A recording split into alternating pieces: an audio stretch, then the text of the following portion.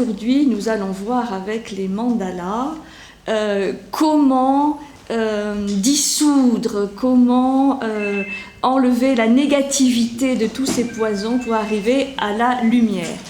Alors, effectivement, les petits portables, on va les laisser se reposer un petit peu pendant que nous on travaille.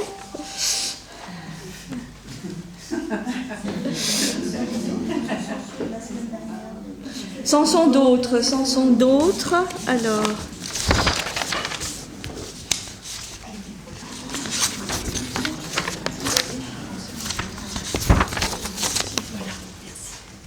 et j'en profite aussi, comme ça permet d'atterrir, pour vous dire que si vous avez l'occasion d'aller à Paris dans les semaines ou mois qui viennent, vous avez au musée Guimet une extraordinaire exposition en fait sur Jung, sur le fameux livre rouge de Jung qui était jusqu'alors inédit, où il y a des représentations donc de ses visions, de ses rêves.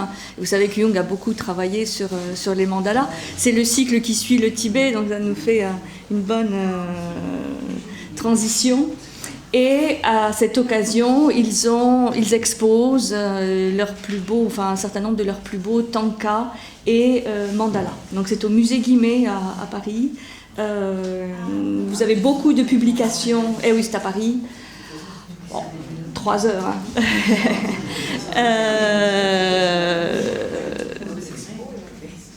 Donc si vous avez l'occasion, c'est une exposition magnifique. Et vous avez beaucoup de publications qui font état de l'explication de ce fameux livre rouge. Donc évidemment on peut en avoir des échos, mais si vous voulez avoir le contact direct avec les mandalas et les tankas, c'est une occasion. Je sais que parmi vous il y en a quand même pas mal qui vont à Paris régulièrement, je le signale. Alors donc ce matin nous allons rentrer dans ce qui est un sujet vraiment très très important dans le bouddhisme tibétain, dans cette voie du foudre diamant, du Vajrayana, qui est la symbolique des mandalas. Je me baserai pour cette explication sur la symbolique de ces mandalas sur un certain nombre d'enseignements tibétains, et nous allons les étudier sous l'angle de justement la purification des modes de conditionnement et des émotions négatives, comment on travaille avec ce fameux samsara et nirvana, qu'on avait vu la semaine dernière, sur lequel on va largement revenir. Alors, les mandalas tibétains, vous en avez 2 exemples ici seulement. Vous avez celui-ci et celui-ci en haut, puisque ce qu'on appelle mandala, c'est une représentation géométrique de l'univers, représentation géométrique constituée de cercles, de carrés et de triangles. Ce sont les 3 figures géométriques de base, cercle, carré, triangle, et ce sont des représentations de l'univers, représentation miniature de l'univers. Ce qu'on entend par univers, c'est à la fois l'univers extérieur, le cosmos, on va le voir tout de suite avec la première page, mais aussi et surtout l'univers intérieur, l'univers psychologique, l'univers émotionnel, l'univers mental, l'univers propre à chaque être humain. Ces mandalas étaient, Tibet évidemment, très très importants, puisque ce sont des supports aussi de méditation, des supports de visualisation, puisque ce sont des outils essentiels pour ce passage de la voie, de l'enchaînement, qu'on appelle le samsara, avec le cycle des naissances et des renaissances et du conditionnement, de l'enchaînement, passage vers la lumière, vers l'illumination, vers la libération, vers le nirvana. Donc, en plus de ces représentations géométriques, du cercle, du carré, du triangle, vous avez évidemment des couleurs qui ont une signification, et vous avez moult personnages qui représentent les différents aspects de l'univers. Donc c'est extrêmement riche, tant au niveau de la quantité de personnages représentés, qui sont souvent des Bouddhas de méditation, des Bodhisattvas, et leur parèdre féminine, puisqu'on avait vu que dans ce bouddhisme tibétain ou tantrique, il y a toujours ce tissage de l'esprit, la matière, du conditionnement, la libération, et aussi des énergies masculines et féminines. C'est-à-dire qu'aucun personnage masculin existe sans sa parèdre, sans sa contrepartie ou son visage féminin. Donc ces représentations féminines sont aussi des supports, évidemment, de méditation et aident le disciple à la visualisation et à la purification de son ego. Puisqu'en fait, c'est un petit peu de cela dont il s'agit, comment purifier l'ego, comment l'assécher des marécages qui le conditionnent et qui l'empêchent de se libérer. Les autres représentations que je vous ai mises ici ne sont pas des mandalas, c'est ce qu'on appelle des tankas, qui sont aussi des supports de méditation, des supports de prière, des supports de visualisation, mais n'étant pas en fait structure géométrique, ils n'ont pas le terme de mandala. On réserve le terme de mandala à ce qui est géométrique. Et donc toujours avec ces trois figures de base, le cercle, le carré, le triangle. Alors on va voir comment justement se définit la structure d'un mandala. Donc là je fais référence à la première page que je vous ai donnée, puisque à gauche vous avez 4 petits dessins qui se succèdent.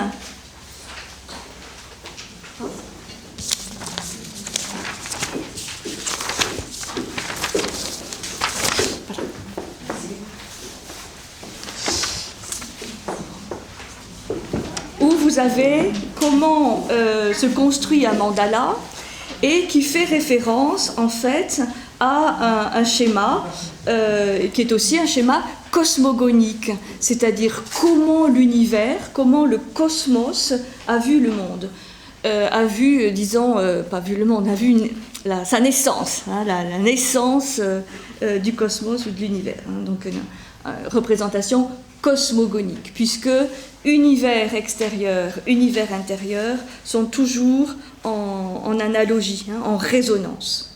Donc de même qu'on construit un mandala, qui fait référence à ce que Jung appelle le psychocosmogramme, un psychocosmogramme, c'est-à-dire une représentation de l'univers psychique, de l'univers intérieur, eh bien, on a la représentation de l'univers tout entier. Donc, le mandala, c'est aussi la représentation tibétaine spécifique au Tibet de l'image du monde, c'est-à-dire de la façon dont il considère, dont il se représente l'univers, le monde. Le terme sanskrit, puisque mandala, ce n'est pas un terme tibétain, c'est un terme sanskrit qui veut dire cercle.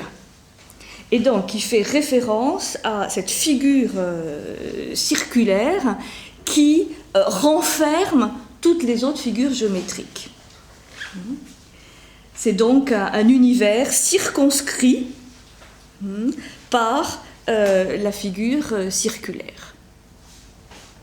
Le cercle, le zéro, c'est-à-dire la figure qui se rapproche le plus de la perfection, de la totalité, puisque ça n'a ni début ni fin.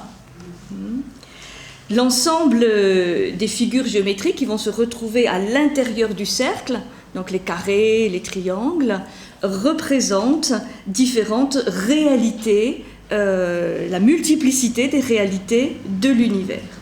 Donc on part du centre, dans le premier cercle que vous voyez en haut, le centre, qui n'est pas matérialisé là particulièrement, si ce n'est par le centre de la croix. Le centre est à la fois le lieu d'où tout part, c'est un peu la graine partir dans toutes les directions de l'espace et du temps. Donc c'est le point de départ, mais c'est aussi le point d'arrivée. C'est-à-dire c'est de là d'où tout part et c'est là où tout va converger.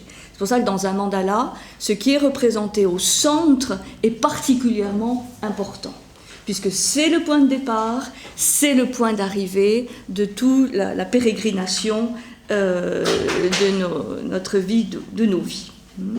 Donc, il est à la fois le centre et en même temps, si on voit cette figure un peu en volume, il est le centre et le sommet de la montagne sacrée. C'est pour ça que je vous ai mis à côté de ces 4 petits schémas la représentation traditionnelle de l'univers selon la mythologie tibétaine, puisqu'il y a évidemment une analogie très directe entre ces représentations qu'on trouve dans le mandala et comment les Tibétains voient le cosmos, avec cette structure carrée enfermée dans la figure circulaire, avec les continents qui sont dans les 4 directions de l'espace, et surtout au centre, cette fameuse montagne axiale, qui est le centre de l'univers, par lequel passe l'axe privilégié qui relie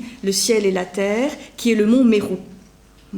Donc au cœur du mandala, on va avoir cette montagne sacrée ou cette montagne magique qui est le lieu central et aussi du sommet du monde par lequel passe l'axe essentiel qui relie le monde du haut et le monde du bas, l'axe ciel-terre. Le mont Meru. Oui, il existe. Simplement, c'est une montagne. Vous savez, dans chaque civilisation, il y a des montagnes qui ont été choisies comme étant particulièrement importantes et symboliques, puisqu'elles font justement ce lien entre le ciel et la terre. Donc, pour eux, c'est le mont Meru. Donc le centre va symboliser la semence, je reviens à mes 4 petits dessins à gauche, le centre symbolise la semence qui renferme toutes les virtualités, c'est la graine qui va renfermer tout le potentiel, qui va ensuite s'exprimer dans les 4 directions de l'espace, à l'intérieur du cercle. Et tout le travail du disciple, de l'adepte dans cette voie, sera de maîtriser tout ce qui est à l'intérieur du cercle pour pouvoir revenir en conscience au centre. C'est-à-dire revenir au centre de l'univers et surtout revenir au centre de lui-même, avec une résonance, une sorte de résonance vibratoire qui va se passer entre son propre centre et le centre du mandala qu'il est en train de regarder, et le centre de l'univers tout entier. Et à un moment donné, tout ne fait plus qu'un. Son centre, le centre du mandala, le centre de l'univers. Et là, on devient homme, être humain, totalement cosmisé. C'est-à-dire dont les structures sont en analogie, en résonance avec les structures de l'univers. Et donc, il y a tout un état de conscience transpersonnel qui peut s'expérimenter, au-delà, disons, de tous les conditionnements possibles et imaginables. Donc, cette graine elle va faire jaillir une puissance qui irradie et qui va aller dans les 4 directions de l'espace. C'est pour ça que vous avez là cette croix qui va partir du centre et qui va aller vers le nord, vers le sud, vers l'ouest, vers l'est. Ceci va déterminer, c'est le deuxième petit dessin, une sorte de carré, un premier carré ou un premier losange qui va relier les 4 extrémités des bras de la croix. Dans le mandala, ce carré est invisible. Il est sous-jacent, mais on ne le voit pas. Par contre, ce qu'on voit, c'est le carré visible qui vient ensuite, qui est constitué par le fait de relier les milieux de chaque côté du carré invisible. Et c'est ce qui va nous donner le fameux carré visible du mandala, avec cette structure si reconnaissable, si caractéristique, avec ce carré et les 4 portes en forme de T, hein, dans les 4 directions cardinales. Une fois qu'on a ce carré visible du mandala, eh bien, si on trace les diagonales, on voit que ce carré se subdivise en 4 triangles, c'est ce qu'on va étudier, et donc 4 portions de l'univers, et qui vont converger au centre. Donc, c'est une structure carrée, mais qui obéit en fait à une subdivision en 5, puisque vous avez 4 triangles et le centre. Il ne faut jamais oublier le centre, parce que c'est le point de départ, c'est le point d'arrivée. Donc, ce qu'il faut imaginer, c'est que l'univers, à un moment donné, s'est déployé à partir du centre. Il y a une sorte de force centrifuge qui s'est passée à partir du centre, ce qui a permis à l'univers d'être créé, de s'exprimer. Et c'est aussi valable, quand je dis univers, toujours pour l'univers intérieur. Et que l'homme, l'être humain, homme, quand je dis homme, c'est générique, doit faire le processus ou le cheminement de retour, c'est-à-dire de la circonférence vers le centre. Donc une force centripète qui ramène au centre. C'est pourquoi beaucoup de disciplines dans cette voie tibétaine, dans la voie bouddhiste en général, mais particulièrement dans cette voie tibétaine, sont des disciplines liées à la concentration. Concentration, méditation, qui ont toujours pour objectif de ramener au centre. Mais de ramener au centre en ayant intégré toutes les figures et les états qui sont entre la circonférence, entre le cercle et ce centre. On ne va pas directement au centre, mais il faut faire un tour complet du mandala. C'est pour ça que vous avez des représentations de personnages, de couleurs, de plein d'éléments liés à chaque direction, parce qu'il va falloir intégrer tout ça pour arriver à la densité ou à la pureté originelle du centre. Donc c'est un mouvement comme une respiration. On va du centre vers la périphérie et ensuite il faut faire le chemin de retour de la périphérie vers le centre. Donc, c'est ce deuxième carré qu'on appelle le carré visible du mandala qu'on va étudier, puisque c'est dans ce carré essentiellement que vont être les représentations symboliques qui vont être un véritable chemin de connaissance de soi, de purification et de libération. Donc, simplement dans cette première feuille, vous voyez la genèse en fait du mandala, qui part du centre, va vers la périphérie, ensuite avec ces deux carrés imbriqués l'un dans l'autre et les diagonales du carré. Et puis l'analogie avec l'univers, le cosmos tout entier, et la représentation tout à fait classique du mandala avec ces 4 portes en T, qu'on appelle aussi parfois le palais, puisque évidemment on a une analogie entre le microcosme, l'univers intérieur, le macrocosme, le grand univers, l'univers complet, mais aussi un univers intermédiaire qui est représenté par la symbolique des temples et des palais, c'est-à-dire ces éléments architecturaux qui font là aussi un lien entre le grand univers et le petit univers. Ça va ? Petite introduction donc sur comment se construit un mandala et quelle est très globalement sa signification. Alors, vous avez dans la deuxième page, je vous ai mis la photocopie en noir et blanc, mais d'un des mandalas, parce que les figures de mandala sont innombrables. Elles sont souvent dédiées à un personnage particulier. Donc là, dans cette deuxième page, vous avez le mandala de Durga Tiparasodhana, un des aspects de Vairocana, Vairochana, on verra tout à l'heure. Bon, vous aurez aujourd'hui un certain nombre de mots un petit peu étranges, qui sont les noms des fameux Dhyani Bouddhas, qui sont les Bouddhas de méditation qu'on va trouver dans les 5 parties du mandala. Donc par exemple, là, je trouvais ça intéressant parce que vous y voyez une certaine structure de mandala, avec, là, cette fois, non pas un seul cercle extérieur, mais 3. Vous avez, on se lit toujours de l'extérieur vers le centre, les éléments suivants. Vous avez la petite légende en bas, les 3 cercles concentriques. Alors, on a d'abord le cercle montagne de feu. Vous voyez des volutes, ça c'est très très fréquent dans les mandalas ou les tankas, des volutes. De feu. Alors, là, il ne faut vraiment pas faire de contresens. C'est sûr que quand, la semaine dernière, on a étudié le monde infernal, on a vu aussi des volutes de feu. Mais très souvent, ou la plupart du temps dans les mandalas ou tankas, quand on voit du feu, c'est un élément extrêmement positif, puisque c'est le feu qui brûle l'ignorance.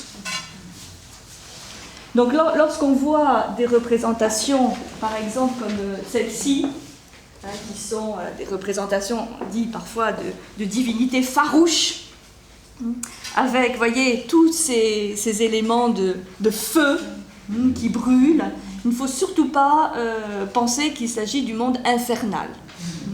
Et que ce personnage fort sympathique au centre, avec le diadème de crâne ou le crâne qu'il tient dans la main, ne sont pas des éléments mauvais. Au contraire, quand il y a autant de représentations de feu, c'est que c'est vraiment le personnage qui permet de brûler l'ignorance, de brûler les conditionnements, de brûler toutes les conceptions erronées, fausses, qui nous emprisonnent, et qui emprisonnent toujours l'idée du soi, de l'être supérieur, qui est emprisonné par un certain nombre de chaînes de l'ego inférieur.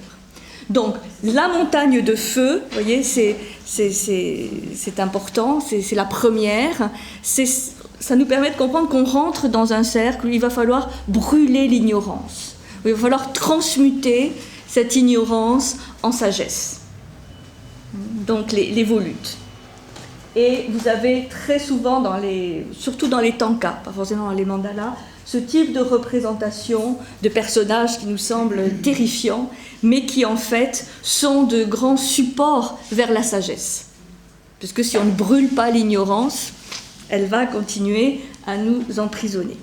Ensuite, on a un deuxième cercle, qui est constitué de 64, ce qu'on appelle les Vajra, V-A-J-R-A. Vous voyez, le deuxième cercle, ce sont ces petits sceptres. Je vous avais donné la photo, le dessin la semaine dernière. Ce sont des petits sceptres qu'on appelle les foudres diamants. Foudre parce que ça fait référence au sceptre du dieu indien Indra, une sorte de Jupiter ou de Zeus indien qui tenait le foudre. Donc c'est un instrument de pouvoir. Mais là, en l'occurrence, le Vajra, c'est le foudre diamant, c'est-à-dire Vajra, la voix du Vajrayana, c'est la voix du diamant, c'est-à-dire de ce qui est adamantin, c'est-à-dire ce qui est dur comme le diamant, mais aussi lumineux, translucide comme le diamant. Et c'est aussi symbole de la vacuité, c'est-à-dire du vide transparent vers lequel nous allons tous.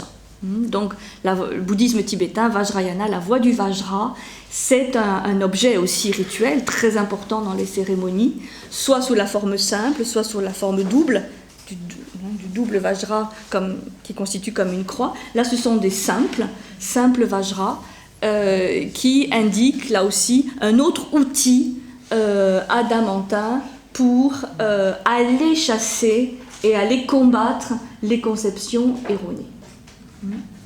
C'est ce qui est indestructible en même temps, le diamant. Donc c'est aussi une analogie avec ce qu'ils appellent l'âme diamant, c'est-à-dire vraiment ce soi, hein, cet élément supérieur qui est lumineux, indestructible, vers lequel il faut aller.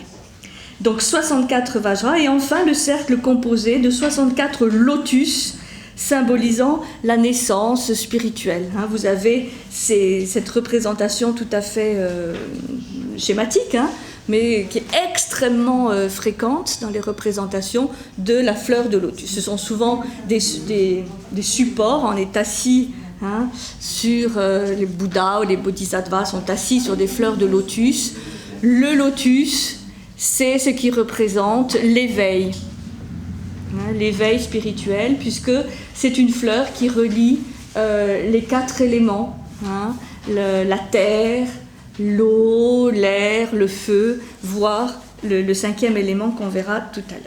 Donc vous avez 3 cercles qui sont comme des cercles de protection, et qui indiquent en même temps ce que l'on va trouver dans le cercle. Ensuite, vous avez donc le carré visible du mandala, je pense qu'il est assez bien visible, avec les 4 portes en T. Et là, c'est assez simple, puisque c'est très symétrique. Vous avez à chaque porte la même représentation.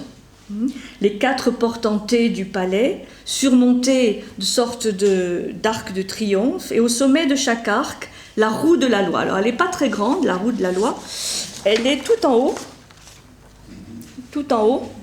à chaque côté. Vous avez cette roue de la loi, qui est la roue à 8 rayons, hein, tout en haut. Vous la voyez ? Là.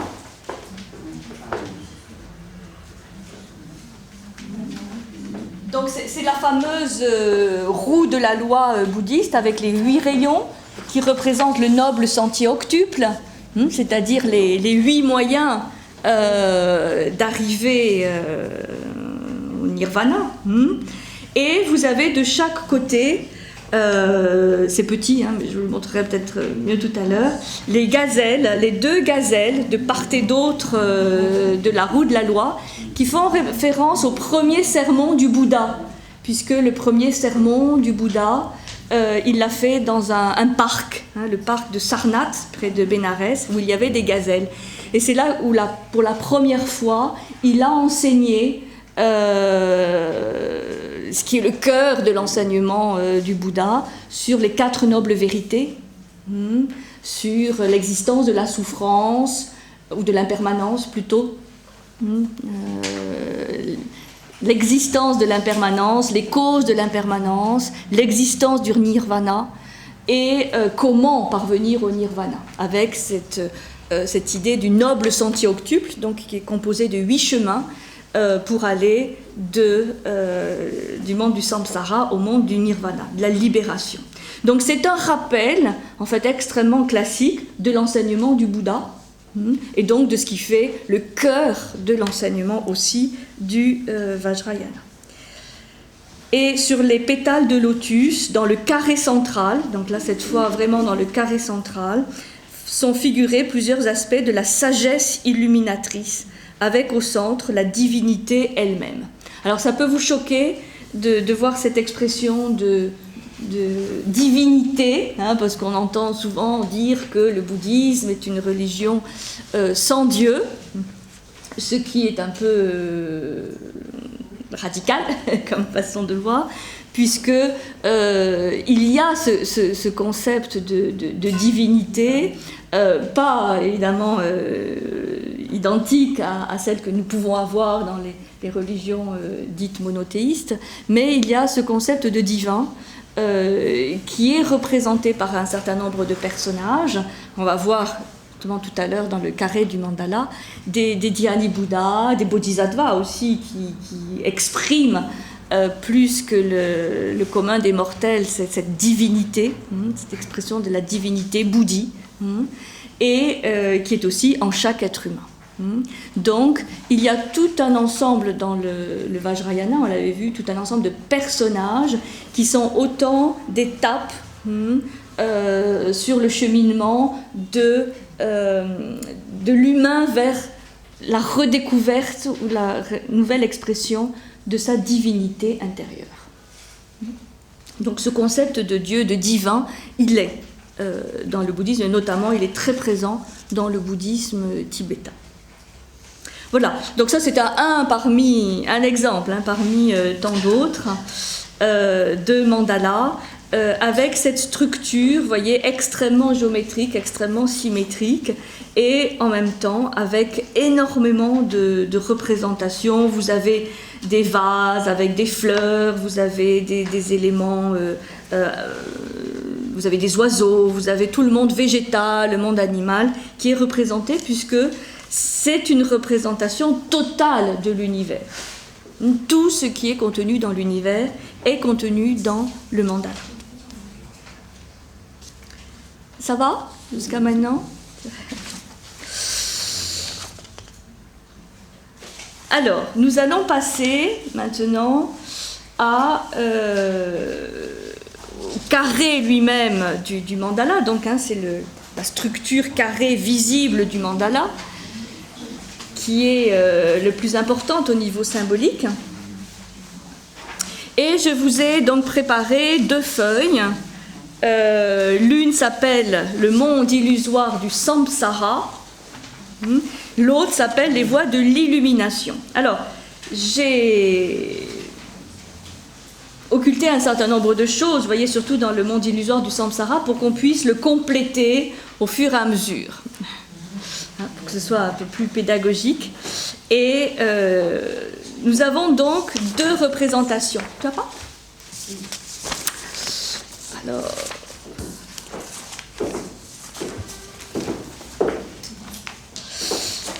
donc, samsara et nirvana.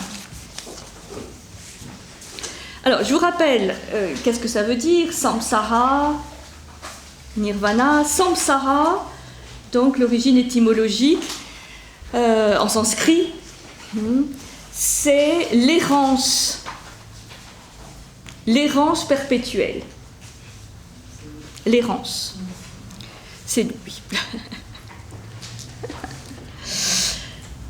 C'est aussi le cycle, les cycles de perpétuelle naissance et renaissance qui sont engendrés par cette fameuse loi qui est si importante dans le bouddhisme, qui est la loi du karma. Ce samsara, cette notion de samsara est directement reliée à la notion de karma. Karma, K-A-R-M-A, c'est un terme sanskrit aussi, qui fait référence à l'origine du bouddhisme indien. Et karma, ça signifie action. Donc, ce qu'on appelle la loi du karma, c'est la loi propre à l'activité dans ce monde, propre à l'action dans ce monde, qui est un processus d'enchaînement de causes et d'effets. Ce qu'on appelle la loi du karma, c'est la loi à laquelle tout l'univers est soumis, d'enchaînement de causes et d'effets, ou autrement dit, d'action-réaction. C'est-à-dire que toute action va entraîner une réaction. Toute cause va entraîner un effet, qu'on s'en rende compte ou pas. Donc, karma, c'est un enchaînement de causes et d'effets, d'action-réaction, qui fait que nous ne sommes pas entièrement libres.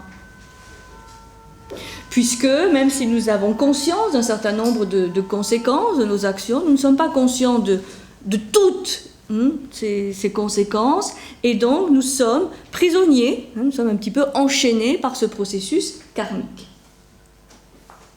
Donc c'est cette énergie, cette loi karmique qui explique cet enchaînement de naissance et de renaissance qui pour les bouddhistes sont nécessaires pour peu à peu s'affranchir de l'enchaînement karmique, pour revenir à la loi, la grande loi cosmique initiale, dont le karma n'est qu'un reflet, qui est la loi du Dharma.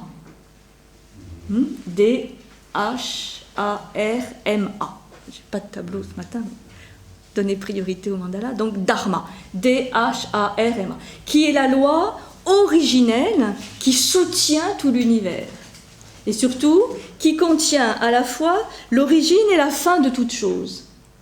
L'origine et la finalité de toute chose. Ça, c'est la loi du Dharma.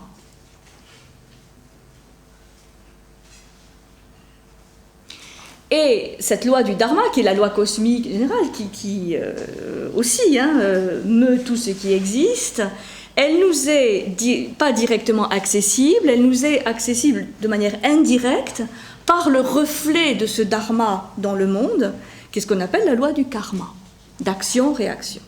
Donc, ce qu'enseigne le Bouddha, c'est que certes, nous sommes dans cet enchaînement qui crée beaucoup de souffrance, d'insatisfaction, de frustration, disons de cet état de conditionnement,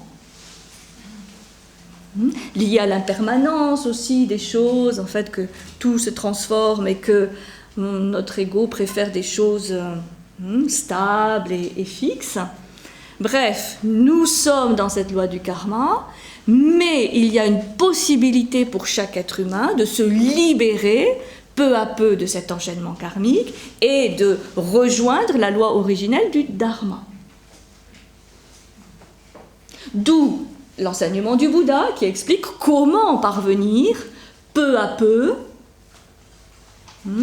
à cette loi du Dharma, où il y a moins de conditionnement jusqu'à ce que la totalité des conditionnements ait disparu, ce soit comme dissous, et là, c'est l'état de nirvana, donc d'illumination, d'extinction en fait, puisqu'on peut définir le nirvana, très difficile de le définir, parce que soit on en parle et c'est parce qu'on ne l'a pas connu, soit ceux qui ont pu le connaître ne sont plus là pour nous en parler, donc ça fait partie des concepts extrêmement délicats sur lesquels on ne peut que assumer et avouer sa totale ignorance, mais enfin bon, on peut quand même essayer de le définir. Donc par la négative, le nirvana, c'est l'extinction du conditionnement. C'est pour ça que c'est un état de totale lumière, de totale illumination, de totale libération. Donc ce qui se libère, c'est, disons, l'être, ou la divinité en chacun, qui se libère des conditionnements karmiques, liés à l'espace et au temps, et qui retrouve sa nature initiale, liée à la loi du Dharma. Toute cette pérégrination, tous ces périples sont là pour l'acquisition de la conscience, puisque dans cette vision, il y a au départ, il peut y avoir union avec cet état originel de lumière, mais de manière inconsciente. Tout ce cycle du samsara, donc d'enchaînement karmique, est là pour que l'ego expérimente les différents conditionnements, mais s'en libère, par la confrontation à la matière, aux émotions négatives, aux états mentaux erronés, etc. Et retrouve sa nature originelle, mais cette fois en conscience. C'est la raison pour laquelle, ce qu'on avait vu la semaine dernière, qui me semble très important pour bien comprendre cette voie, c'est qu'on ne peut pas opposer de manière binaire samsara et nirvana.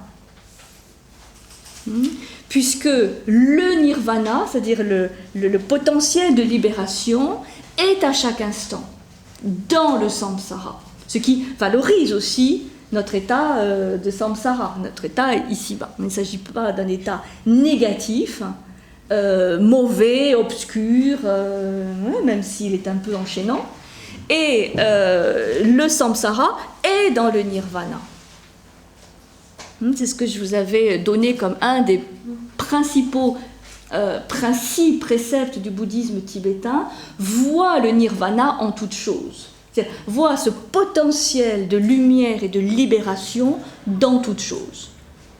De même qu'il faut voir chaque être humain, en chaque être humain un Bouddha. En chaque son, le son primordial. C'est-à-dire que nous avons une imbrication du samsara et du nirvana. Donc, en fait, il faut voir les choses comme ça, comme deux faces d'une même monnaie, et vous avez évidemment des correspondances donc, qui vont se faire entre chaque partie du mandala, soit qu'on se situe du côté samsara, soit du côté nirvana. C'est-à-dire là, c'est plutôt les outils qui sont les outils de libération, c'est-à-dire qui ne sont que la transmutation de ce que nous avons là. C'est-à-dire, il faut imaginer ce qu'il y a dans le mandala du nirvana, de l'illumination, comme des alchimisations, des transmutations, ou des transformations, mais profondes, de ce qui est dans le samsara. Donc, heureusement que nous avons le samsara, puisqu'il nous donne la matière première, les matériaux, qui, une fois transmutés, vont nous donner l'accès au nirvana.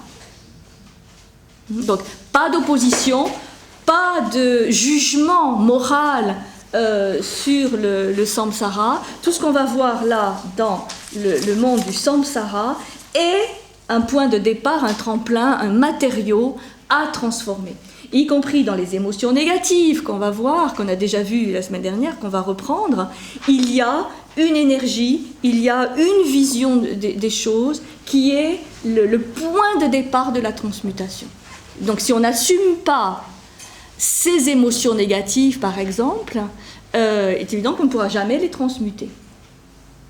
C'est pour ça que dans le bouddhisme tibétain tout particulièrement, il y a cette immense notion de compassion, de bienveillance vis-à-vis des autres, mais surtout de soi-même. Surtout de soi-même, pour ne pas culpabiliser, pour ne pas juger, pour ne pas tomber dans les travers moralisateurs qui peuvent nous condamner. Tout est bon, c'est-à-dire à prendre si on l'assume et on le transmute. Donc c'est vraiment pas une opposition, samsara, nirvana, mais une imbrication. C'est pour ça que le nirvana peut être ici et maintenant. Sinon, ce serait un petit peu compliqué. Alors, le premier mandala, on va quand même faire par chronologie entre guillemets. Le premier mandala, le monde illusoire du samsara. Je vous ai laissé les 4 directions de l'espace. Donc, le centre, évidemment, le nord, le sud, l'ouest et l'est. Les 5 éléments, vous voyez que chaque direction de l'espace est liée à un élément. Donc le feu, l'air, l'eau, la terre. Et le 5e élément au centre qui est l'éther, qui est l'élément qu'on appelle la quintessence. La 5e essence, quintessence. 5e essence, mais qui est l'essence en fait première, primordiale. Et des couleurs, donc rouge, vert, bleu, jaune, et un des 5 sens. Le goût, l'odorat, l'ouïe, la vue et le toucher.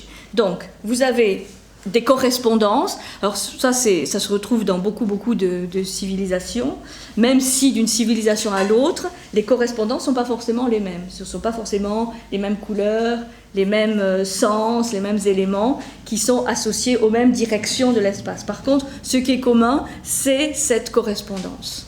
Puisque dans un univers traditionnel symbolique, il y a toujours correspondance entre tous les éléments de l'univers. Donc évidemment, à chaque direction, une couleur, un sens, un élément. Donc ça, c'est, disons, la base du mandala et la symbolique des couleurs qu'on va généralement trouver associées à chaque direction. Et ensuite, et c'est ça ce que je vous propose de compléter, nous avons les 5 émotions perturbatrices, qu'ils appellent les 5 émotions perturbatrices, ou les 5 poisons, disons, 5 émotions perturbatrices, qui sont, alors ça vous ne les avez pas, je vais vous les donner, voilà, comme ça c'est un peu plus dynamique, plutôt que de tout vous donner déjà fait. Donc ces 5 émotions, on les a déjà vues la semaine dernière, puisqu'elles sont dans la roue de l'existence. Simplement là, elles se limitent à 5, puisque c'est en fait l'avidité, ou le désir, disons, qui ne va pas être subdivisé en désir tout simple, en désir passionné. On va trouver que le désir passionné. Donc, ce que les bouddhistes tibétains expliquent, c'est que ce qui va donner l'énergie à ce cycle du samsara, ce sont essentiellement des émotions perturbatrices. Donc, qui dit émotion perturbatrice veut dire qu'on est dans le plan émotionnel. Ce sont des émotions, mais qui sont directement liées à une vision mentale, à une représentation mentale. C'est-à-dire que le travail du disciple dans cette voie est toujours à la fois mental et émotionnel. C'est-à-dire mental dans le sens de travailler la représentation qu'on a. Ça, c'est un travail mental. Comment on se représente la chose, comment on se représente soi-même, comment on se représente l'émotion, question. Et un travail émotionnel, qui va être notamment guidé par une conduite éthique. Ça s'appelle la conduite éthique. Donc, ce qui est intéressant, par exemple, dans le noble sentier octuple, et que les Tibétains vont reprendre, c'est que vous avez 3 chemins qui sont liés au plan émotionnel, donc à la conduite éthique. Vous avez 3 chemins liés à la discipline mentale. C'est aussi important. Discipline mentale, c'est la concentration, la méditation, la contemplation. Enfin, c'est ce qui vraiment met en jeu notre maîtrise du mental, qui a tendance à toujours divaguer, papillonner, disperser et être assez fantaisiste, c'est-à-dire inventer des choses qui ne sont pas forcément de l'ordre du réel. Donc ça, c'est la discipline mentale. Et puis la discipline émotionnelle, ce qu'on appelle la conduite éthique, qui là sont plus le fait de mettre en œuvre un certain nombre de valeurs et de comportements cohérents avec ces valeurs éthiques. C'est aussi important l'un que l'autre. Donc tout ce qui est le travail avec les méditations, les concentrations et le travail quotidien, dans la vie de tous les jours, est toujours une imbrication du mental et de l'émotionnel. Donc, ces 5 émotions, il y a 5 émotions de base, ces 5 émotions perturbatrices, ce sont à l'ouest, donc en haut, le désir passionné.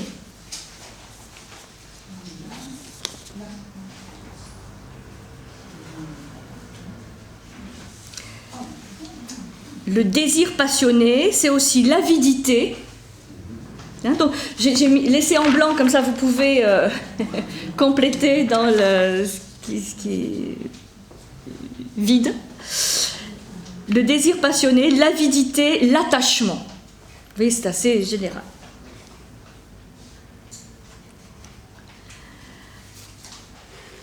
Au nord, donc à droite, nous avons l'émotion de la jalousie.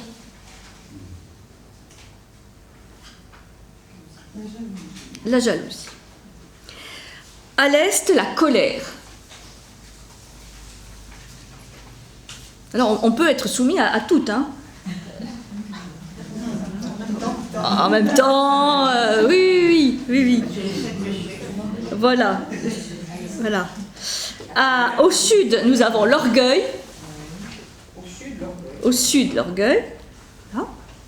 Et au centre, l'ignorance. L'ignorance, qu'on appelle parfois aussi l'illusion, c'est-à-dire être dans un état d'obscurité, d'opacité mentale et émotionnelle.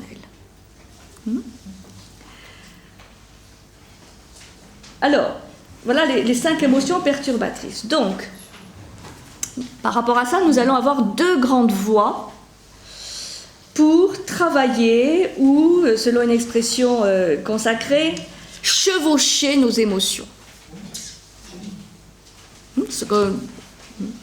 monture qu'il va falloir chevaucher. Je trouve que l'expression est très belle et certainement en plus très, très juste, dans la mesure où on ne la laisse pas de côté, mais on accepte de la chevaucher pour peu à peu la maîtriser. C'est toute la question est de savoir si on est maîtrisé par l'émotion ou si on arrive à maîtriser quelque chose de l'émotion.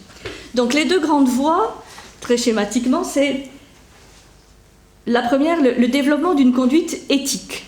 C'est-à-dire, par un certain nombre de comportements, d'attitudes, de valeurs de l'ordre éthique ou moral, on peut travailler sur ses émotions.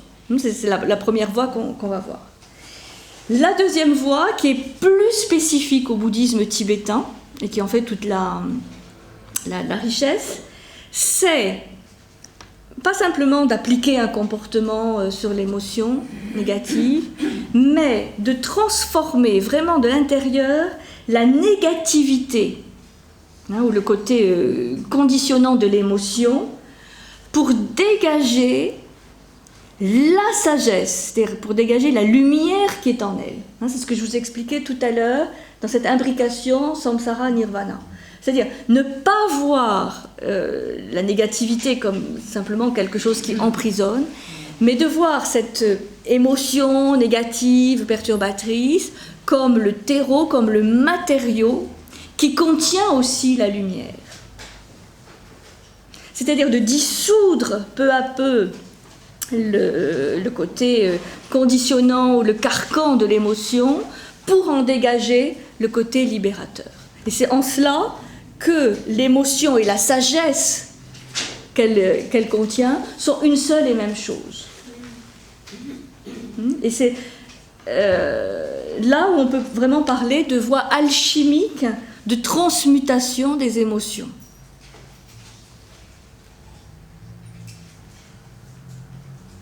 Et on peut transformer l'émotion négative en reconnaissant, c'est pour ça l'importance de la méditation et de la concentration, en voyant la dimension de sagesse, donc de lumière, qu'elle contient, et il va y avoir donc une sorte de dissolution et d'arriver à une certaine vacuité, c'est-à-dire vide de l'émotion perturbatrice. On l'aura vidé de son aspect perturbateur, disons simplement négatif, pour en faire surgir le côté lumineux.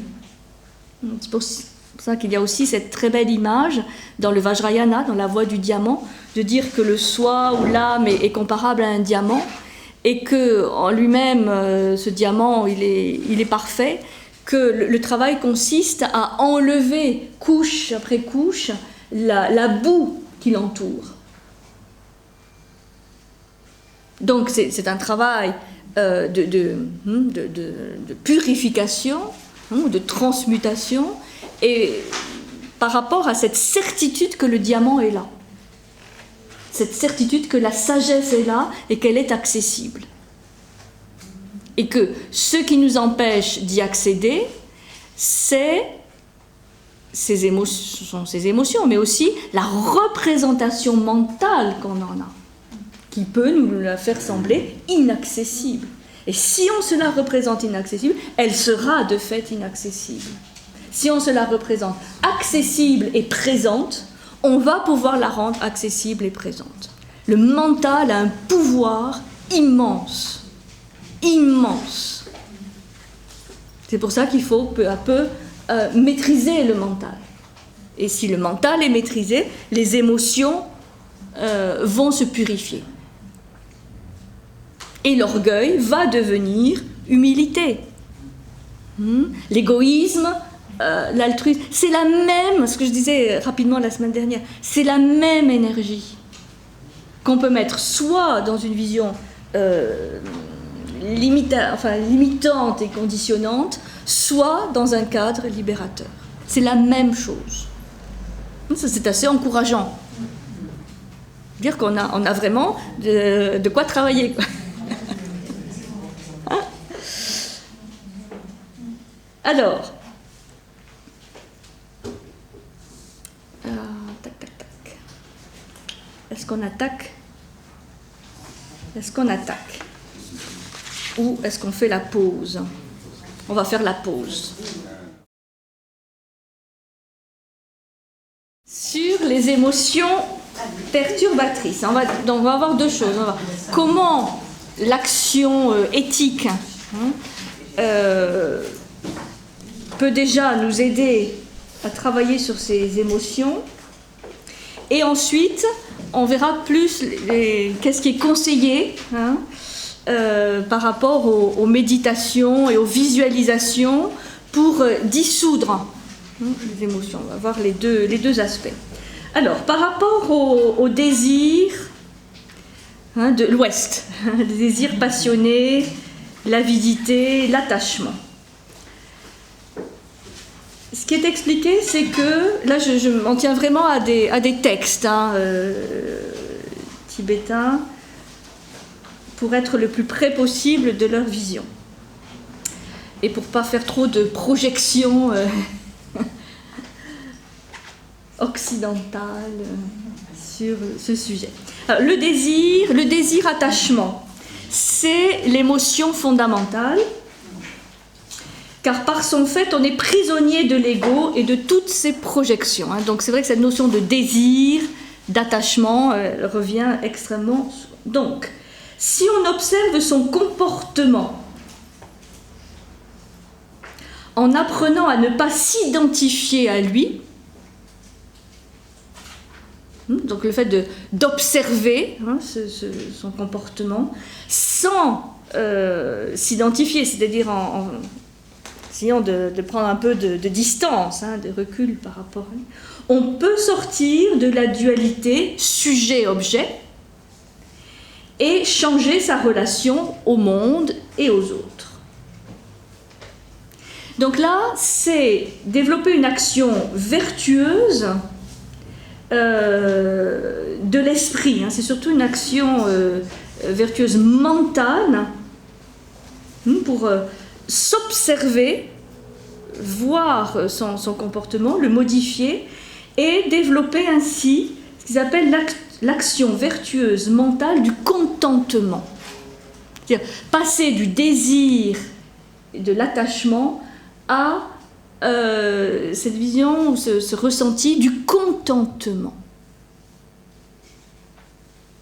Se contenter de ce qu'on a. Non, de ce qu'on n'a pas. Se contenter de ce qu'on n'a pas.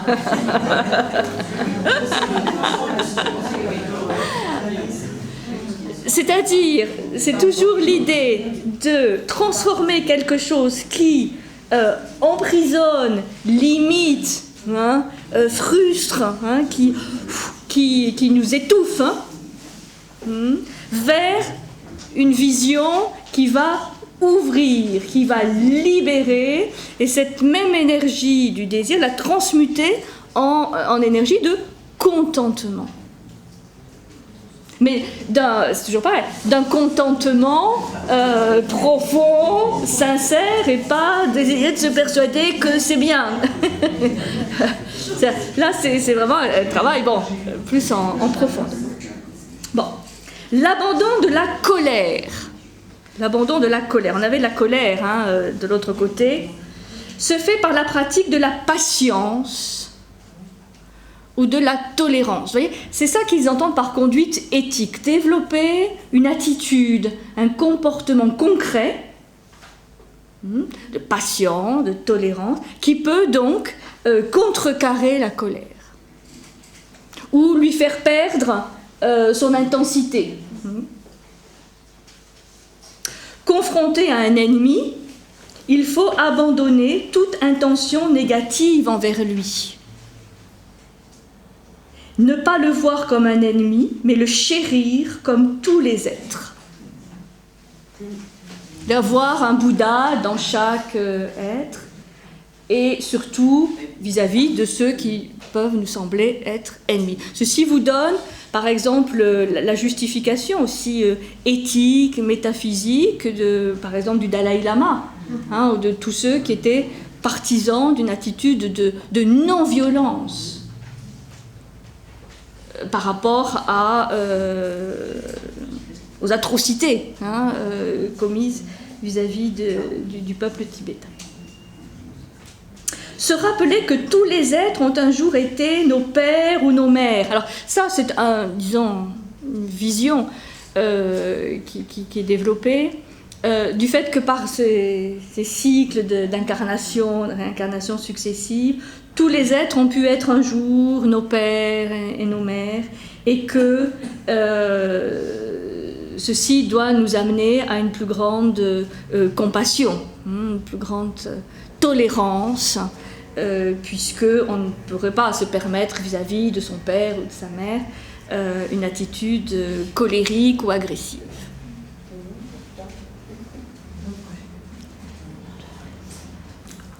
Disons, c'est cette idée que nous sommes tous reliés,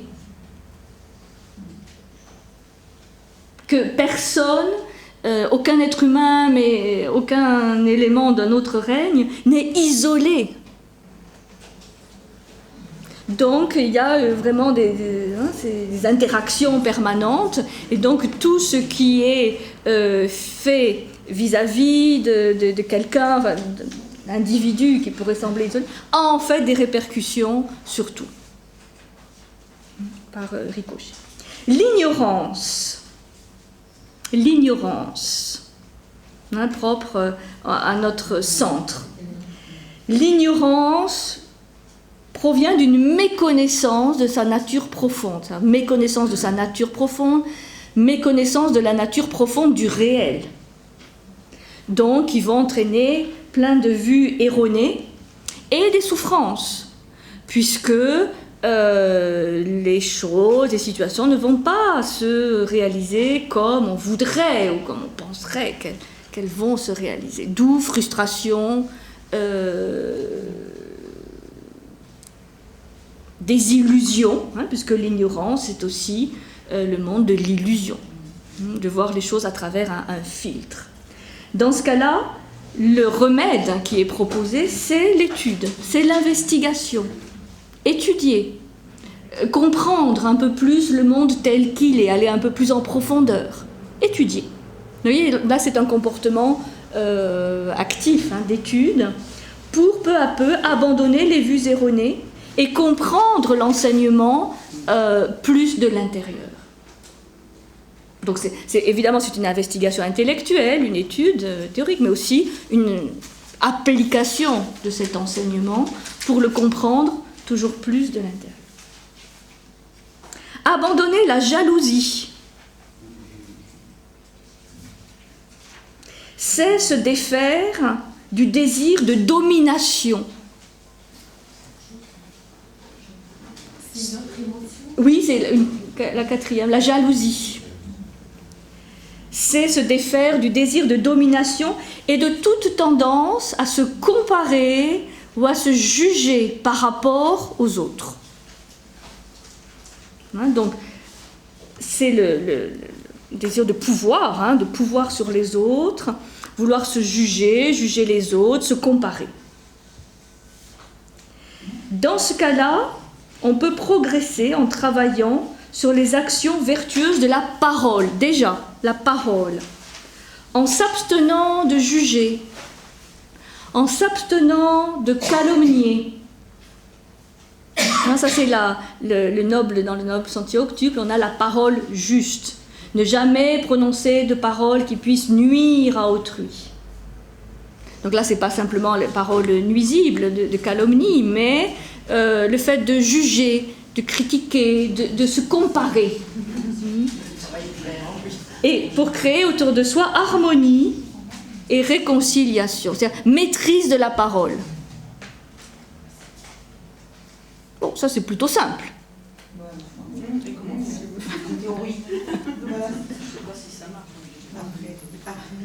Et enfin, abandonner l'orgueil.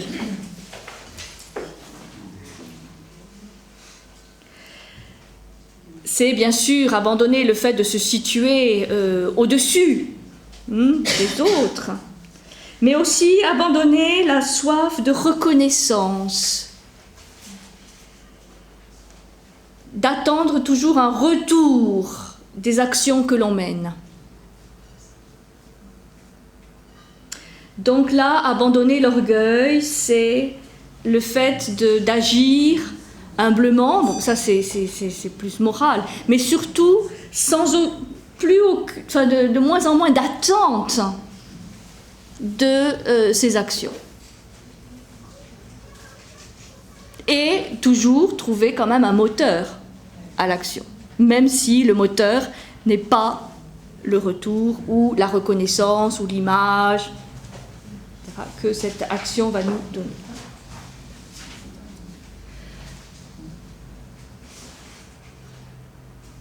Bon, donc ça, ce sont quelques éléments assez simples, disons, moi, en théorie, de conduite morale, éthique, par l'action vertueuse, ce qu'on appelle l'action vertueuse, de l'esprit, de la parole et du corps. On va passer maintenant à l'aspect plus purification, dissolution des émotions par les méditations. Méditation, visualisation, c'est-à-dire développer des antidotes. C'est vraiment comme en physique ou en chimie, hein, quand dans une éprouvette on met quelque chose qui dissout, hein, c'est cette image qui me vient. On développe quelque chose et comme pas par magie mais par effet physique, ça dissout le cristal et ça développe de l'énergie. Alors, qu'est-ce qu'ils appellent développer les antidotes ? Ça, c'est très très important, me semble-t-il, et ce qu'on verra de manière vraiment exemplaire dans le Bardo Todol, le livre des morts. Abandonner les émotions signifie les comprendre comme des projections vides de notre mental. Là, vraiment, vous avez une clé.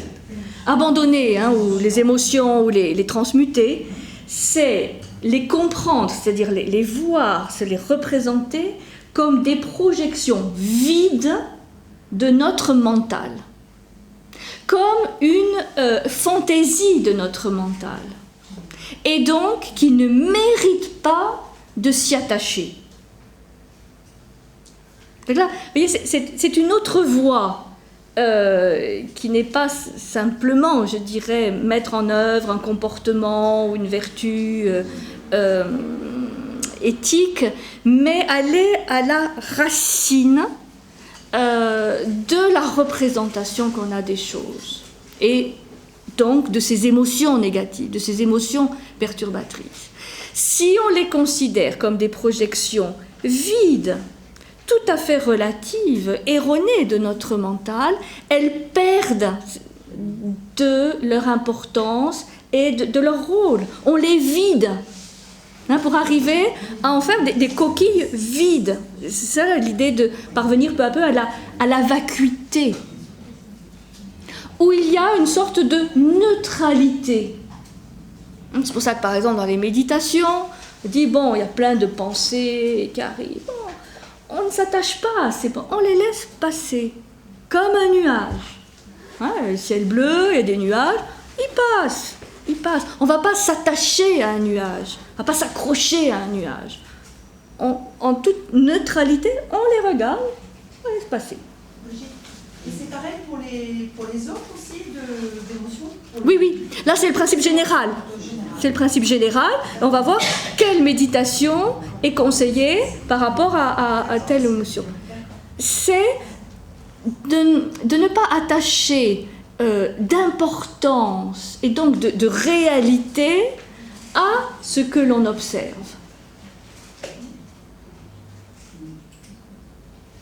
Puisqu'il y a un cercle vicieux entre guillemets, et un cercle vertueux. Plus on va donner à manger, par exemple, à la colère, plus on sera prisonnier de la colère. Mais si on la voit avec cet exercice de distanciation, comme une projection finalement vide, elle perdra de l'importance jusqu'à ne plus exister. Donc d'avoir éradiqué, avoir touché la racine. Parce que le problème de cette transmutation, enfin l'enjeu de cette transmutation, c'est de ne pas s'attaquer simplement aux effets, qui peut être le piège de la première voie, qui est simplement d'une conduite éthique, qui peut rester un peu superficielle, qui peut rester superficielle, alors que là, on va vraiment à la source, et on essaie d'arracher, c'est comme une mauvaise herbe. Ces émotions perturbatrices, ce sont des mauvaises herbes qui envahissent notre espace intérieur. Alors, soit on les coupe et on les renforce, et on ne veut pas les voir, donc on les coupe, hop, et ça ne fait que les renforcer, soit on essaie d'arracher la racine. Et la racine, ils nous disent clairement qu'elle est dans le plan mental. C'est-à-dire dans la représentation qu'on se fait de cet élément. Et si on veut qu'elle ne repousse pas, on est obligé pas de mettre du désherbant, d'arracher la racine. Voilà. Pour qu'il y ait, à ce moment-là, d'autres choses qui poussent, des belles fleurs. Bon. Donc, ces émotions perturbatrices passent aussi vite qu'un nuage, une vague ou une brise. Vous voyez, c'est cette idée d'impermanence. Ça passe. Abandonner les émotions, c'est abandonner la croyance en leur solidité, leur réalité, leur durabilité. C'est ne plus dire « Ah ben je suis comme ça. Ah ben moi de toute façon, je suis colérique. Ah ben moi de toute façon, je suis jeune. Ah ben moi de toute façon, voilà, c'est comme ça. » Non. Considérer que tout ça est une conception erronée, qu'il n'y a rien de solide, qu'il n'y a rien de solide, de totalement dense, que tout est vraiment subjectif. Cela ne signifie pas ne pas ressentir, ça ne veut pas dire s'interdire les émotions ou le ressenti, mais abandonner l'attachement à ces émotions. Parce que, même si on dit qu'on les combat, ces émotions perturbatrices, en fait on y est très attaché. Parce qu'elles nous définissent, elles nous donnent le sentiment d'exister. Et c'est là le grand piège. On leur donne une réalité qu'elles n'ont pas. C'est pour ça que c'est si dur de les extirper. Sinon, on ne serait plus ni jaloux, ni colérique, ni avide, ni ignorant. On serait déjà dans un autre. Autre élément, si l'on reconnaît que l'origine de ces émotions est dans son propre mental, on ne peut plus rejeter la cause de ces souffrances à l'extérieur de soi. Alors ça, c'est terrible. On ne peut plus dire « Ah, mais c'est la faute à l'environnement, mes parents, le monde entier. » Non. On doit prendre en charge soi-même la transformation de son comportement. On est le seul responsable de ce que l'on est. Malheureusement, on ne peut rejeter la responsabilité de ce que l'on est sur personne d'autre que soi. Ça, c'est sûr, mais c'est très dur. Parce qu'on aimerait tellement. On n'est pas toujours responsable de ce qu'on est. Ah, pour eux, oui. Ah, là-dessus, je suis, excusez-moi, un peu dogmatique. Parce que dans la voie bouddhiste, et bon, on parle du Tibet, mais dans la voie bouddhiste, nous sommes totalement responsables de ce que l'on est, de par cet enchaînement karmique. Ça ne veut pas dire qu'il n'y a pas d'autres éléments d'influence, mais in fine, on est ce que l'on veut à un moment donné devenir être. C'est pour ça que je dis c'est dur, parce qu'on est obligé d'assumer pas simplement le côté lumineux, mais aussi les quelques ombres, les quelques émotions perturbatrices qui nous conditionnent encore. Alors, quelques éléments, pas pour faire le tour, parce que vous avez compris que c'est très très complexe, mais Et là, vous pouvez prendre éventuellement le deuxième mandala, le mandala de l'illumination du nirvana, qui est plus rempli. Je vous expliquerai ce qu'il y a, mais dans le carré presque central, là, mettre quelques éléments de méditation, de visualisation qui sont propres à cette voie. Par exemple, pour le désir-attachement, le fameux désir-attachement de l'Ouest. Un désir, un attachement qui est assez puissant, c'est l'attachement à notre corps. Et donc, on va trouver dans la voie tibétaine énormément de méditation ou de visualisation sur l'impermanence de son corps, ou les éléments impurs du corps qu'en général on rejette. Ça va nous donner par exemple, ce qui peut sembler surprenant, mais bon, qui est très important, les méditations par exemple de soi-même à l'état de cadavre ou à l'état de squelette. Vous voyez, dans un certain nombre de représentations, beaucoup de crânes, de têtes. Ce n'est pas morbide, c'est pas tragique.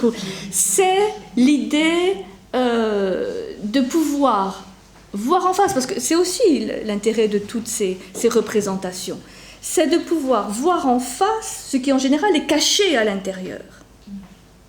C'est une extériorisation d'éléments intérieurs.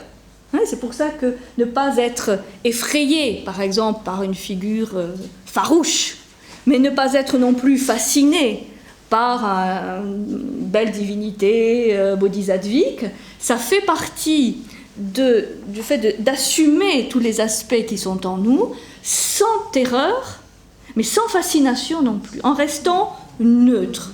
Ça, vous verrez que dans le livre des morts, c'est essentiel. Éviter la peur et éviter la fascination. C'est pourquoi c'est de son vivant qu'il faut se préparer à tout cela, pour que, justement, au moment de la mort ou de l'après-mort, on soit prêt à ne voir ces représentations que comme des projections de son mental. Et donc, si ça vient, ce sont des projections de notre mental, il n'y a aucune raison d'en être prisonnier, donc d'être apeuré, d'être terrifié, de « ah non, c'est pas moi », ou d'être fasciné. « Ah oui, oui ». Avec la multiplicité des couleurs et des formes qui vont défiler et qui vont nous vraiment tendre des pièges, les pièges de l'illusion. C'est pour ça que ce livre des morts n'est pas simplement un livre des morts, c'est un livre à destination des vivants pour se préparer au moment de la mort et de l'après. Et surtout, considérer que toutes ces visions, toutes ces représentations sont des projections vides de notre mental. Donc on ne doit pas les nourrir, on ne doit pas comprenez, leur donner d'aliments qui vont les solidifier. C'est comme parfois quand on est malade, mieux vaut faire un peu de diète pour ne pas donner de l'énergie ou d'aliments au virus, ou parfois au contraire. Donc, méditation sur l'impureté. Méditer sur ces impuretés, en se rappelant que ce corps si attirant est comme un vase d'or rempli d'urine et d'excréments. Bon, évidemment, c'est très différent, ça peut être choquant, mais c'est lutter contre cet attachement au corps. Moi, ça me rappelle vraiment des éléments stoïciens. Dans un autre contexte philosophique, spatio-temporel, Marc Aurèle et il tenait de son maître Épictète, des exercices de visualisation très très proches de ce qu'on trouve dans le bouddhisme tibétain. De voir effectivement son corps comme il est, c'est-à-dire avec tout ce côté obscur, qu'en général on repousse, pour peu à peu avoir une distance c'est pas de le voir que sous l'aspect obscur, mais de prendre une distance par rapport à ce corps dans lequel on est très très très impliqué. Voilà, il y a quand même une peur folle de le perdre, ce corps. Ou bien méditer sur ce qui advient au corps lors de la mort. Cette méditation aide aussi au détachement. Le but n'est pas de développer du dégoût, mais d'acquérir une vision plus lucide sur cette possession impermanente qu'est notre corps. Non, c'est une méditation sur l'impermanence, que ce corps va disparaître. Mais que si ce corps disparaît, il y a quelque chose d'autre qui ne va pas disparaître. Mais ne pas penser que ce à quoi on est si attaché est permanent. Pour aller chercher la permanence dans autre chose que le corps.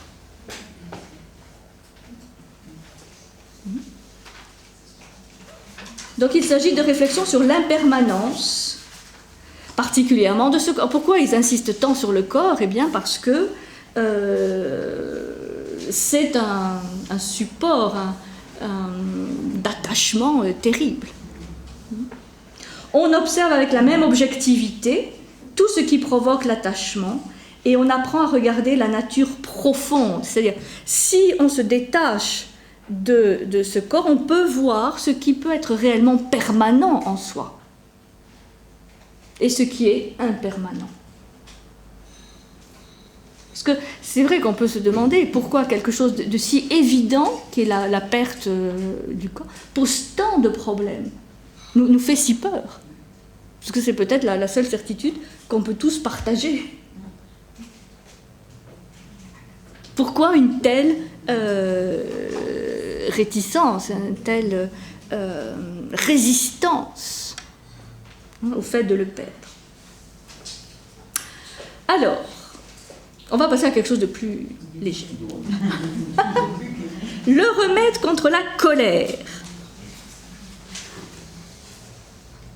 Méditation sur l'amour, sur la grande compassion, c'est-à-dire l'amour universel, pour combattre la séparativité.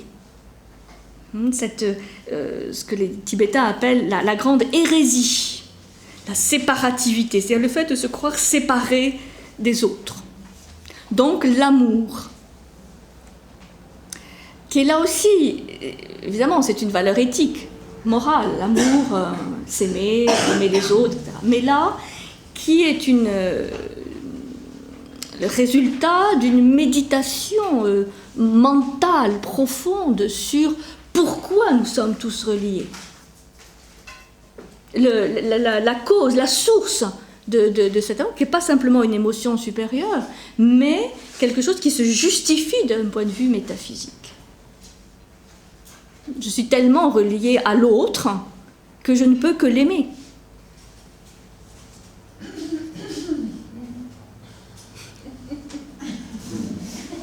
Alors, quand on se racle la gorge, c'est que... Donc, se rappeler le lien profond qui nous relie tous. Donc, bon, vous pouvez imaginer les visualisations, les méditations sur les liens entre les êtres, les liens avec tout ce qui nous entoure. Pour faire émerger ce grand sentiment de compassion, d'amour inconditionnel pour tous les êtres. En ce sens, il n'y a pas de petits, de grands.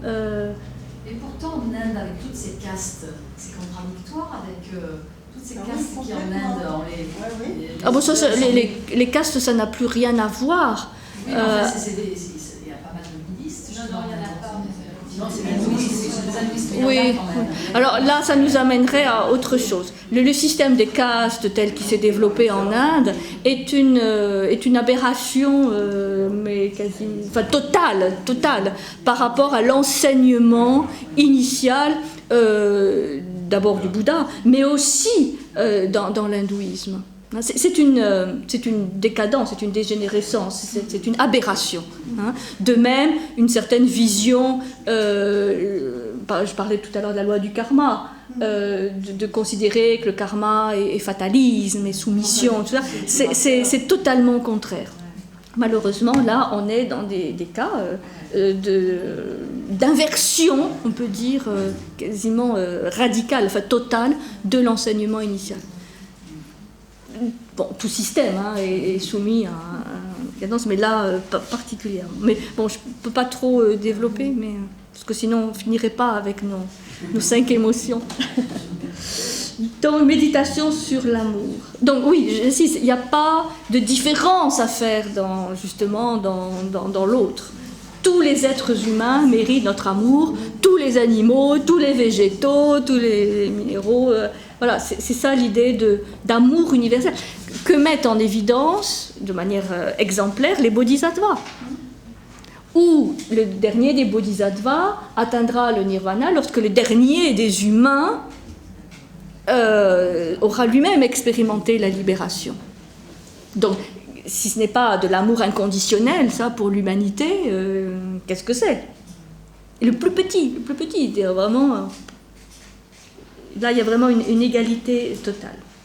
Donc, bien sûr, on a dit tolérance, patience, bon, mais ce que j'aimerais vous faire comprendre, c'est que dans la conduite éthique, auxquels on est plus habitué, la tolérance, la patience, sont des comportements, des attitudes, des valeurs, mais qui ne peuvent tenir dans la durée, je dirais, que s'il y a un travail mental de fond. Sinon, ça peut rester superficiel, s'il n'y a pas ce travail profond qui change la représentation qu'on a des choses. Sinon, c'est un code moral qui va tenir un temps, mais qui peut ne pas tenir vraiment dans la durée. Pour faire face à l'ignorance, donc là, c'est une méditation, bon là un peu plus complexe, notamment sur les 12 liens interdépendants. Alors, les 12 liens interdépendants, c'est ce que vous avez ici, qui entoure la roue du samsara, la roue de l'existence. Vous avez 12 scènes, là que je n'ai pas le temps de détailler, que vous avez, vous voyez, dans le tour, qui sont des situations, là aussi, qui s'enchaînent un petit peu d'un point de vue karmique. Et là, donc là, c'est une méditation, une visualisation sur ces scènes, ces 12 scènes, et de les remonter dans le sens de retourner aux causes, c'est-à-dire de comprendre la cause de l'enchaînement karmique et pouvoir agir à ce niveau-là, causal de l'enchaînement. Donc on n'est pas soumis simplement aux effets, on va chercher les causes de l'enchaînement, les sources. C'est pour ça qu'on remonte à l'origine, et donc ça peut être tout un travail de méditation de plusieurs années. Tout ça, on parle évidemment d'une voie qui peut occuper toute la vie.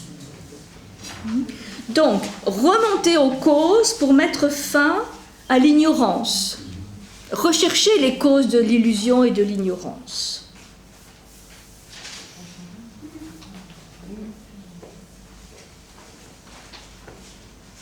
La jalousie.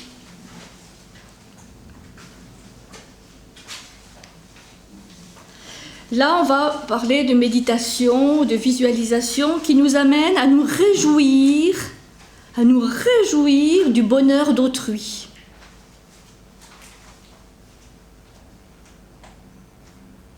Pour extirper le poison de la jalousie. Donc, ça peut partir de choses très, très, très simples, d'imaginer personnes qu'on connaît, qui réussissent, et vraiment de se réjouir profondément de ce qui leur arrive. Pas simplement de dire « Oh oui, c'est bien », mais de le ressentir réellement.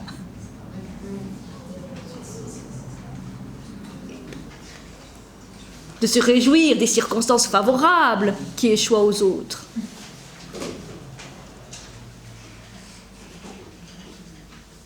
et de compatir en cas de circonstances défavorables et ne pas se réjouir. Facile. Profondément, hein, profondément. Hein. Ah oui. Profondément. Hein, au-delà de l'hypocrisie conventionnelle. C'est bien ce qui t'arrive. Rappelez-vous de l'image d'extirper la racine. Enfin, l'orgueil. L'orgueil qui nous fait toujours attendre une reconnaissance, hein, ou quelque chose, un retour de ce que l'on fait, de ce que l'on pense, d'être prisonnier de l'attente de quelque chose. Pour cela, l'humilité, bien sûr, mais aussi méditation sur le vide, sur la vacuité. Hein, donc peu à peu, de remplacer le plein de nos attentes par le vide. C'est-à-dire faire les choses sans rien attendre en retour. Alors qu'en général, l'attente est un moteur, pour ne pas dire le moteur de nos actions. Donc là, c'est ressentir cette neutralité par rapport au fait d'avoir un retour ou de ne pas avoir de retour. Méditation sur le vide, la vacuité, qui est très très importante dans le bouddhisme tibétain. Ceci nous amène à développer ce qu'ils appellent les 5 sagesses. Je crois qu'il y a un roman d'Alexandra David-Néel qui s'appelle Le Lama aux 5 sagesses, je crois. Les 5 sagesses, qui sont donc les 5 émotions perturbatrices transmutées. Les 5 sagesses.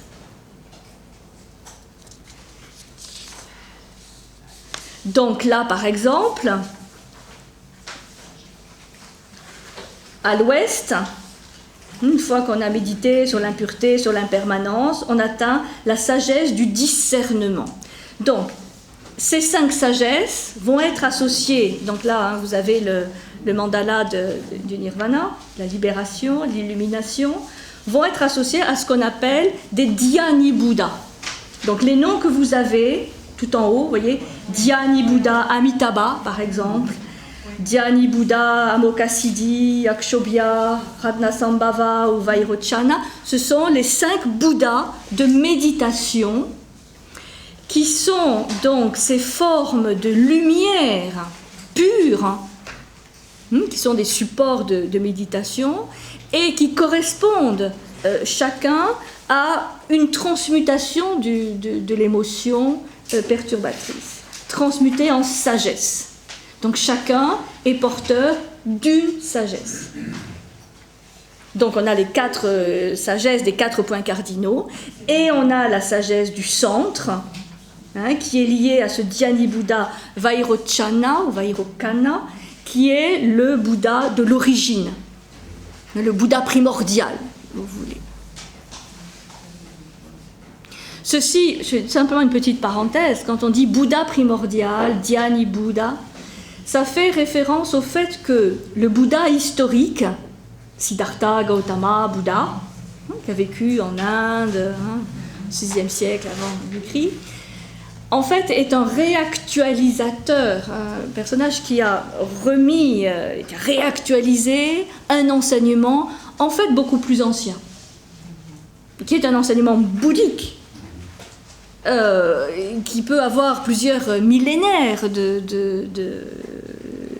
d'ancienneté, et que lui a réactualisé à un moment donné de l'Inde, ou par rapport à certains excès, par exemple de l'hindouisme, il y avait nécessité de revitaliser cet enseignement sur la libération.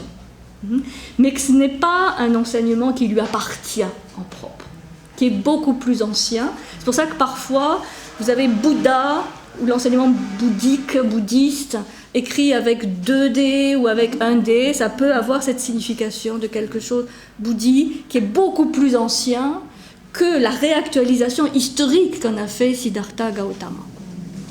C'est pour ça qu'on peut parler de Bouddha antérieur à Siddhartha Gautama Bouddha. Ces dhyani Bouddhas sont des Bouddhas archétypaux. C'est pour ça qu'ils sont là dans le mandala et qui sont immuables. Toujours, on aura les 5 mêmes dhyani Bouddhas, qui sont des Bouddhas de méditation, mais qui captent un modèle ou un archétype atemporel. C'est pour ça que c'est fabuleux ce qu'a fait Jung en redécouvrant dans cette structure du mandala des structures atemporelles, archétypales de l'être humain et donc de l'univers. Bon, c'est une petite parenthèse pour clarifier d'où sortent ces Bouddhas, ces dhyani Bouddhas. Et leur parèdre, c'est-à-dire leur visage féminin. Puisqu'il s'agit de revenir au centre, de revenir à l'unité, de revenir à l'union. Donc il y a aussi cette idée du masculin et du féminin qui doivent s'unir. Donc, Amitabha, Amoghasiddhi, Yakshobhya, Vairochana, tous ces dhyani Bouddhas sont des formes archétypales de l'énergie bouddhique, qui est une énergie de libération. Le bouddhisme historique est un aspect, que ce soit Hinayana, Vajrayana, Mahayana, grand, petit, véhicule ou autre, ne sont que des expressions spatio-temporelles de ce bouddhisme atemporel. C'est pour ça qu'on va trouver aussi dans ce bouddhisme atemporel cette notion de libération, de compassion, d'amour, qui ne l'est pas spécifique. Parce que bien d'autres systèmes religieux ou philosophiques peuvent aussi se rattacher à cette source, à cette racine. Donc, dans ces mandalas de méditation, ces supports de méditation, vous aurez parfois le Bouddha historique, mais généralement non. Vous aurez les Bouddhas racines, ce qu'on peut appeler des Bouddhas racines, ou des Bouddhas semences, qui sont des formes archétypales de cette énergie bouddhique, avec des colorations différentes, puisque on a donc 5 archétypes qui constituent donc la totalité de l'univers. Ça va ? Donc, vous avez des noms, par exemple Amitabha, celui de la lumière sans entrave. Chacun de ces dhyani Bouddhas a un geste par lequel on peut le reconnaître. Par exemple, le geste de la méditation, vous avez le geste du don, vous avez le geste de l'enseignement, vous avez le geste de la prise de la terre à témoin. Vous savez, ces fameux mudras, ce qu'on appelle les mudras, les gestes, en général de la main, puisque la position assise est assez classique, mais ce qui les distingue, c'est la position des mains, ce qu'on retrouve dans la danse, indienne traditionnelle. Et des attributs. On peut les reconnaître, donc soit par leur geste de la main, soit par l'attribut qu'ils ont dans la main. Une fleur de lotus, une conque, un tambour, voilà. Chacun est reconnaissable par quelque chose qui lui est spécifique. Donc, vous les avez là, placés dans chaque direction de l'espace, ça c'est immuable, et vous avez le dhyani Bouddha et sa parèdre, c'est-à-dire son aspect féminin. Donc celle qui est vêtue de blanc, celle qui fait traverser, etc. Chacune a son nom, et le disciple peut avoir, selon les nécessités, à méditer ou à visualiser plus particulièrement un des dhyani Bouddhas ou une des parèdres en fonction du travail intérieur qu'il a à faire. C'est son maître qui lui indique, qui lui donne des conseils par rapport aux images à visualiser, méditer. Donc, la sagesse du discernement, vous avez la sagesse d'équanimité, qui correspond à l'orgueil. L'orgueil transmuté donne la sagesse d'équanimité. Équanimité, ça veut dire égalité. Être équanime, donc c'est au sud, la direction sud, vous avez la sagesse d'équanimité. Équa, E-Q-U-A, nimité. Le désir, attachement, c'est la sagesse du discernement, ça je vous l'ai dit. La colère, l'est, la colère, la sagesse semblable au miroir.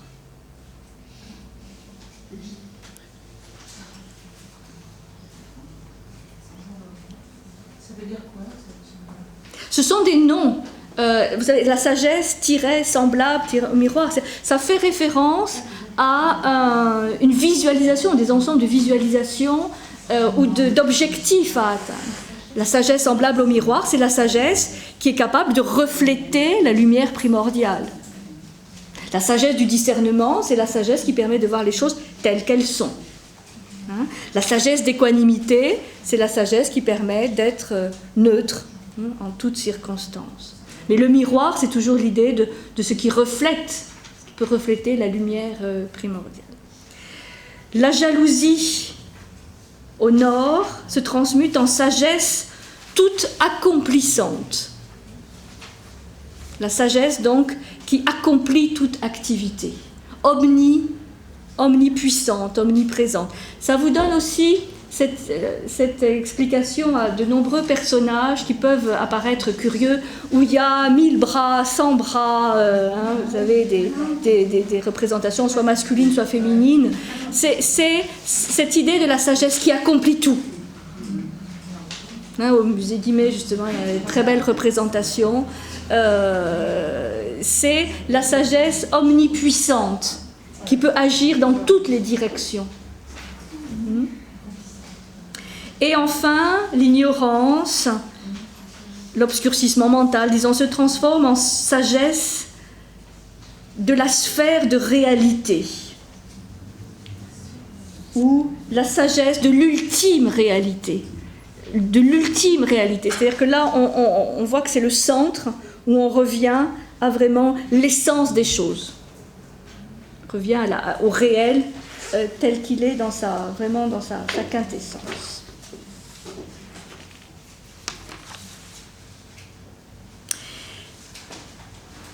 Et donc, vous avez, là, on n'a pas le temps de détailler, mais on le reverra de toute façon avec le Bardo Todol, associé à chaque Dhyani Bouddha, quel est son attribut, quel est son geste. C'est-à-dire quelle signification il a par rapport à l'émotion, donc perturbatrice, dont il représente la lumière pure. Donc, ça veut dire que ce qu'on a dans le mandala du samsara, c'est l'illusion, c'est l'apparence, c'est le réel sous son aspect obscur et impur, on va dire. Et ce qu'on a dans le mandala du nirvana ou de l'illumination, c'est la même chose, mais sous son aspect de lumière pure. Et ça, il faut retenir ça pour dans 15 jours, quand on verra le livre le Bardo Todol, où justement tout l'enjeu est d'être confronté à des lumières pures ou à des lumières impures ou des lumières obscures et de pouvoir les reconnaître.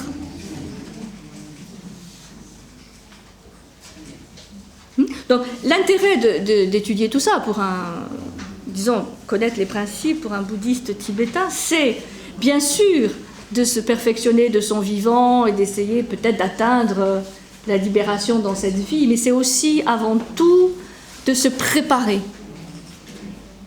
De se préparer à l'instant de la mort, de la période de Bardo, c'est-à-dire période intermédiaire, et de se préparer aux meilleures conditions pour le retour, pour la réincarnation. Puisque ce principe de réincarnation, qu'on verra plus en détail dans 15 jours, est une conséquence métaphysique, philosophique de ces lois du dharma et du karma. Ce n'est pas une fantaisie ou une vision comme ça, simplement une croyance. C'est une vision qui s'ancre dans vraiment une représentation métaphysique. Non. Non, ce n'est pas une punition. Et pourquoi alors on n'atteint pas le nirvana dessus?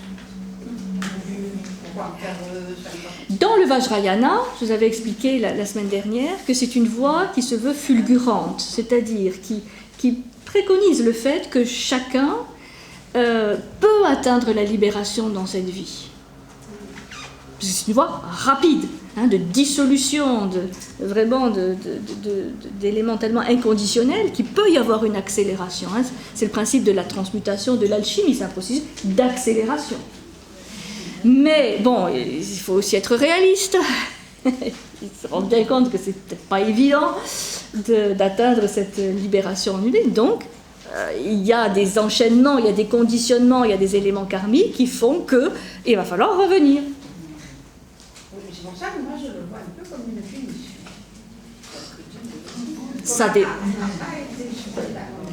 C'est au-delà, disons, punition. Bon, après, chacun le voit comme le voit. Ce qui me gêne par rapport à cette voie, hein, en termes punition, c'est que ça a une connotation de morale ou de jugement qui n'y est pas dans l'enchaînement karmique. Voilà. Donc, c'est ni une punition, ni un cadeau, parce que certains pourraient dire, ouais, revenir, chouette, ça, super cadeau, ça peut arriver, hein, c'est quand même la vie ici, c'est quand même super. Hein, bon, donc revenir, super. Donc, non, ni un cadeau, ni une punition, c'est une conséquence mécanique, mais vraiment mécanique, du fonctionnement des lois de la nature. Donc simplement, au-delà de toute morale, c'est bien, c'est mal, si on est encore là, c'est qu'on a encore un tout petit quelque chose à travailler.